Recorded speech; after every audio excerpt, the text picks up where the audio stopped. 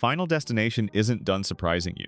Some of the most brutal, mind-bending deaths come after the catastrophe. Death has patience, precision, and a twisted sense of humor. These are the most painful, shocking demises in part 2 of this saga. If you think you've seen it all, you haven't. Nathan Sears thought he outsmarted death. After accidentally killing Roy and stealing his lifespan, as he relaxed inside a factory, the impossible happened. The landing gear from Flight 180, the same plane that started it, all crashed through the ceiling and obliterated him. In a single instant, his illusion of safety disintegrated. It wasn't poetic justice, it was cosmic bookkeeping. Any day. Life's a bitch. Dennis Lapman thought logic could save him. He demanded explanations, scoffed at superstition, and that's when death reminded him how simple it can be. A stray wrench, tossed by a machine. It cut through the air with surgical precision and lodged into his skull mid-sentence. No mute, no setup. Who is it? Who's what? Dennis! No shit! Samantha Lane lived in suburban calm until Final Destination chaos found her. Her death was pure environmental terror. Everything in her house turned against her. The ceiling fan wobbled loose, her kids' pebbles hit the lawnmower, and fate began to weave the web. Then, in one instant of carelessness, a flying rock hit her in the eye with the force of destiny. It wasn't just gore, it was the universe rearranging itself to finish what it started. Okay, guys, knock it off. All right, boys, come on. Let's go. Get in the car.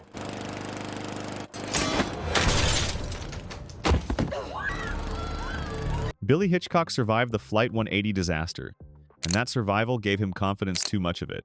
When Carter taunted fate again, Billy mocked him.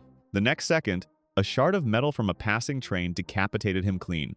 Instant karma, executed with a steel edge. His death was quick but unforgettable, the first true moment that cemented this franchise's unpredictability.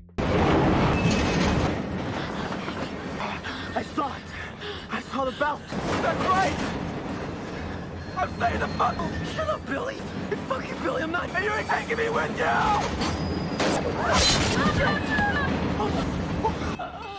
Kat Jennings and Rory Peters died in pure chaos. A tire blew, a van flipped, metal shrapnel flew, and death just watched. Kat got trapped in her seat, calm but helpless. Rory watched in horror as a rescue attempt went wrong. A rescue tool backfired, a sharp pipe shot through the car, and blood painted the asphalt. Then Rory turned, and a flying fence sliced him into pieces. Two brutal exits tied together by inevitability.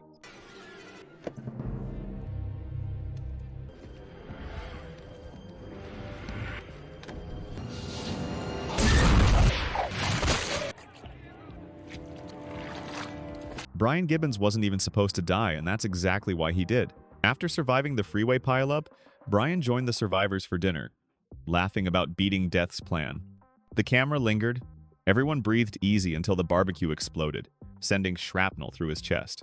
No warning, no slow build, just an explosion of irony that wiped the grin off everyone's face. Trust me, I think I've been through closer. What's that? You pull him back at the last second. Boy, that was lucky. Valerie Luton's death was a masterpiece of cruel timing. Every object in her house became part of the machine. A cracked mug spilled vodka, a computer short-circuited, a knife fell and missed her, but then the monitor exploded, and a shard of glass impaled her chest. She stumbled through her house, bleeding, gasping, trying to stop the fire she accidentally started. Death didn't need a weapon here, just gravity and time.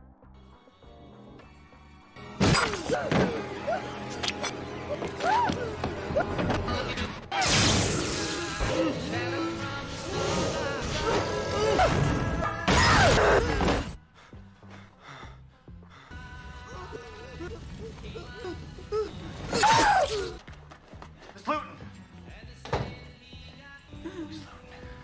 All right, okay,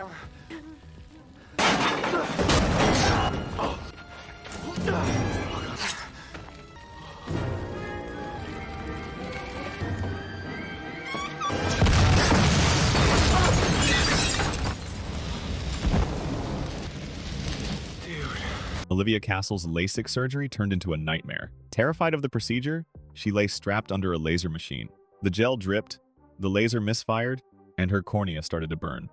She screamed, jerked, slipped, and crashed through the glass window, falling several stories to her death. It was medical horror with a Final Destination twist technology turning trust into terror. Is that supposed to be happening?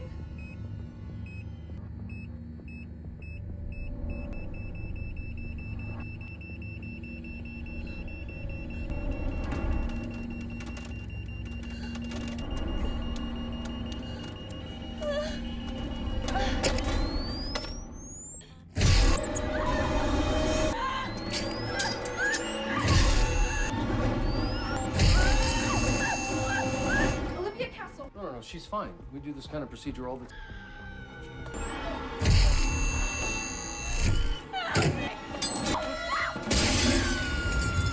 Carter Daniels' rage was his undoing.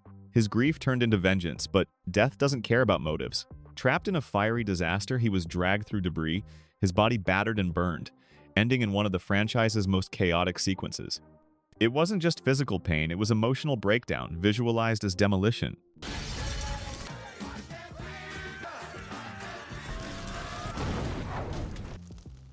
Frankie Cheeks met his end at a drive-thru. Wendy and Kevin thought they'd avoided the next chain of deaths, but death improvised. A truck, a loose brake, a rogue fan, and Frankie, standing just a few feet too close, was crushed by a flying engine block. It was over in an instant, and the silence...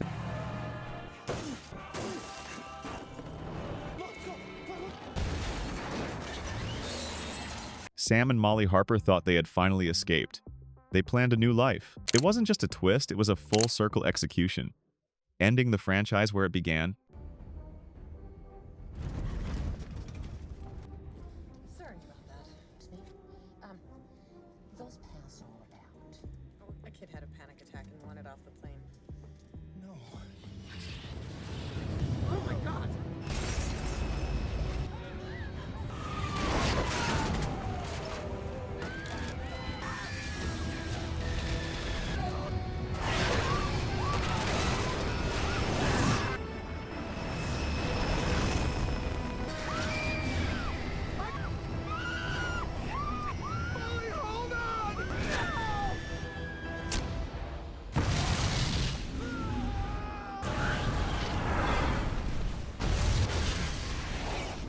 Eric and Bobby thought they could manipulate fate.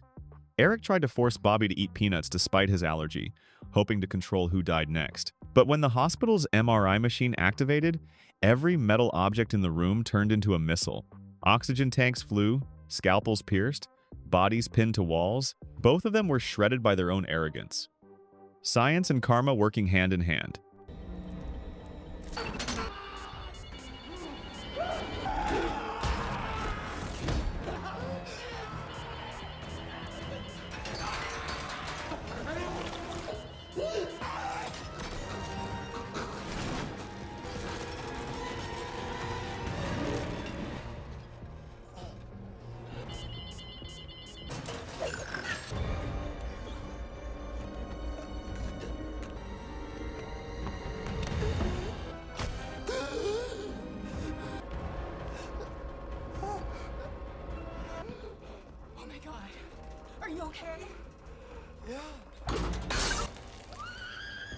Death doesn't end with an explosion, it ends with patience. Every moment of laughter, every "we made it," every sigh of relief is an opportunity for it to strike again. That's the real horror of Final Destination. You never survive. You just get a later appointment. So, which death hit you hardest? Nathan's final irony? Olivia's surgical nightmare? Or the bridge collapse fallout that started it all? Drop your pick in the comments, hit like if you're still breathing, and subscribe before death rearranges your playlist next.